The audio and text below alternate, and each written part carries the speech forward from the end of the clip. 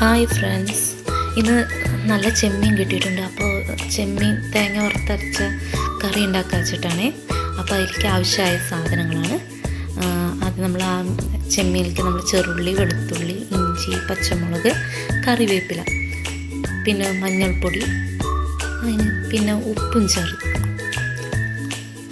പിന്നെ നമ്മൾ കുറച്ച് പുളിങ്ങ വെള്ളത്തിലിട്ട് വെച്ചിട്ടുണ്ട്. ഇനി അതിന് ശേഷം പുളിവെള്ളം പിഴിഞ്ഞൊഴിക്കുകയാണേ. എന്നിട്ടൊന്ന് തിളപ്പിക്കണം.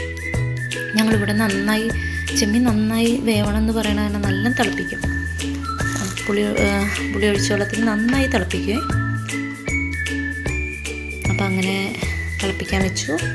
അതിന് ശേഷം ഒരു ചീഞ്ചട്ടി എടുത്തിട്ട് അതിൽ കുറച്ച് നല്ല വെളിച്ചെണ്ണയിൽ നമ്മൾ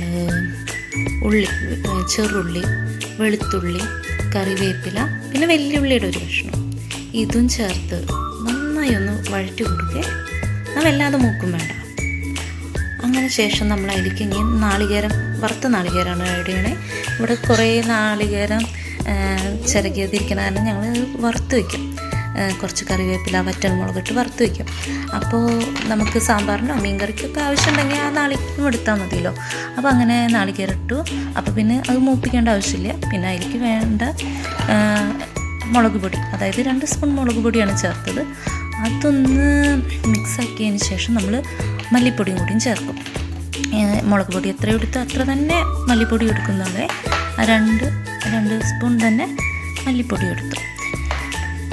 എന്നിട്ടൊന്നും കൂടി മിക്സാക്കി കൊടുക്കും. കാരണം അതിൻ്റെ ഒരു പച്ച സ്മെല്ലുണ്ടെങ്കിൽ അതൊന്ന് വിട്ടുപോകണമല്ലോ, ഒന്ന് മൂക്കണമല്ലോ. അപ്പോൾ അതൊന്ന് നന്നായി മിക്സാക്കി കൊടുക്കുകയാണേ.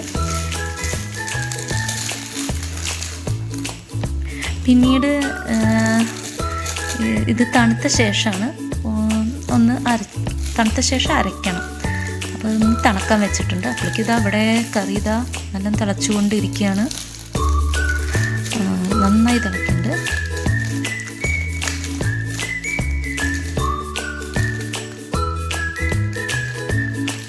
പിന്നെ അങ്ങനെ വറുത്ത് വെച്ച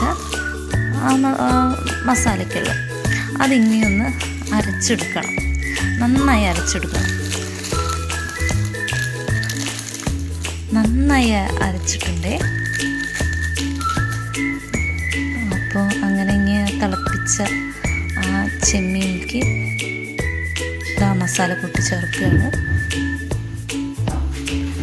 എന്നിട്ട് ഇനി നന്നായി തിളപ്പിക്കണം.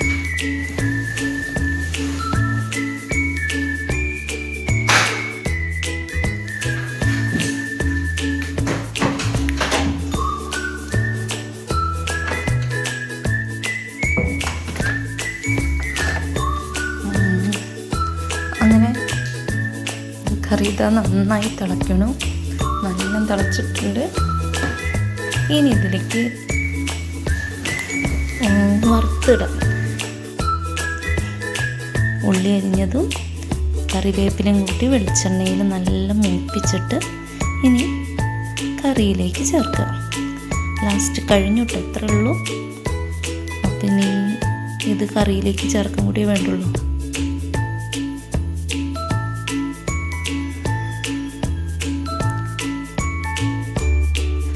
അപ്പം അങ്ങനെ ഇതും കൂടി കറിയിലേക്ക് ചേർത്ത നമ്മുടെ വറുത്തരച്ച ചെമ്മീൻ കറി റെഡി ആയിരിക്കും.